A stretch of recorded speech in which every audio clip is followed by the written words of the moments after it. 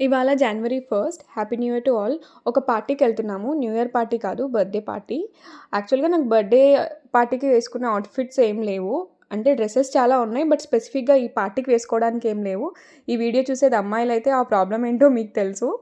అందుకే ఇంకా ఈ శారీ సెలెక్ట్ చేసుకున్నా మిర్రర్ వర్క్‌తో. నైట్ పార్టీ కాబట్టి బావుంటుందని.